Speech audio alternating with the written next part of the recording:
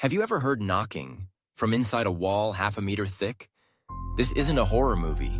It really happened in 1831, inside a cursed prison where the dead never found peace. In the heart of Philadelphia stands a fortress of stone, iron, and secrets, Eastern State Penitentiary.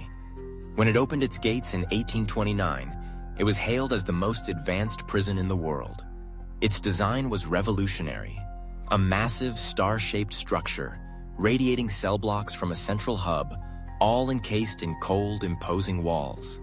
But beneath the innovation and the promise of reform, something else took root, something that would be whispered about for nearly 2 centuries. The prison's founders believed in the power of silence. Here, prisoners lived in complete isolation. No voices, no footsteps, just the endless echo of their own thoughts. Each cell had a single narrow skylight called the Eye of God, meant to inspire repentance. But for many, it inspired only madness. The silence was so absolute that guards wore felt on their shoes and spoke in hushed tones.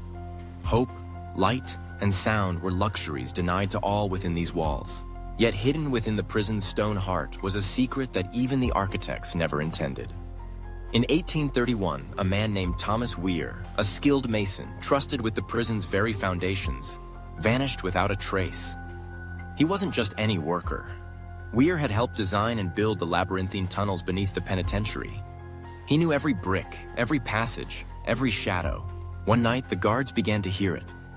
A faint, rhythmic knocking. At first, they dismissed it as the building settling, or perhaps the wind. But the knocking grew louder, more insistent, always coming from the same section of wall. Night after night, the sound returned. Steady, desperate, impossible to ignore. Finally, the warden ordered the wall broken open. The guards pried at the ancient mortar, their lanterns flickering against the damp stone. When the last brick fell away, they found only darkness. No body, no sign of life. Only a message scratched deep into the stone with trembling hands. "They won't let me leave." The story spread through the prison like wildfire. Some said Weir had built a secret chamber, a place not marked on any blueprint. Others whispered that he was still alive, trapped somewhere deep within the walls. But most believed something far worse, that he had awakened something that should have remained buried.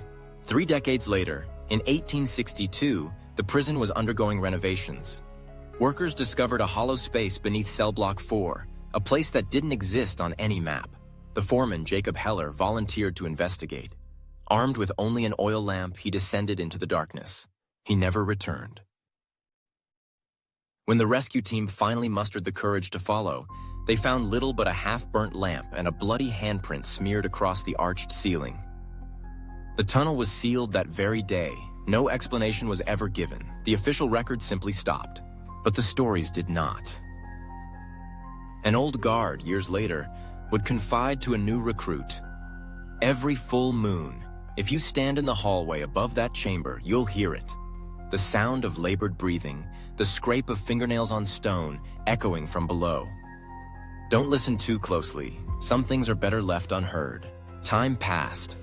The world outside changed, but Eastern State remained a monument to misery and secrets. By the time it closed its doors in 1901, more than 50 inmates had vanished within its walls. Gone without a trace, their names forgotten, their fates unknown. Modern investigators, drawn by the prison's grim reputation, began to explore its crumbling corridors. They brought cameras, recorders, and every tool known to the world of the paranormal. But technology offered little comfort.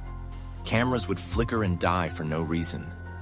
Audio tapes filled with static, punctuated by the sound of ragged breathing and low, guttural moans. Visitors reported the sensation of being watched, or worse, of being touched by unseen hands. In 1994, a team captured something unmistakable on tape. Amidst the static and the moans, a single whisper cut through, chilling and clear. "Weir is still here." The legend of Thomas Weir, once a footnote in the prison's history, became a rallying point for those seeking answers. Who was he really? What had he done? And what was sealed beneath Cellblock 4? In Chudri, a group of film students, hungry for a thrill, decided to find out for themselves. Under cover of darkness, they slipped past the chain-link fences and the boarded-up windows, carrying nothing but flashlights and a single shaky infrared camera. The footage they captured was never meant to be seen by the public. But like all secrets, it refused to stay buried. The grainy video shows the group navigating the endless echoing hallways.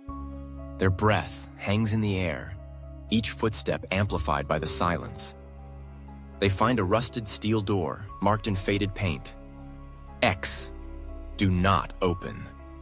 The camera lingers on the warning, but curiosity wins out. A young woman, Lena, steps forward, ignoring the pleas of her friends. She pushes the door open and disappears into the darkness beyond. The camera follows, but the image distorts, lines of static, flashes of shadow, the sense of something moving just out of sight. For 3 long minutes, there is only darkness.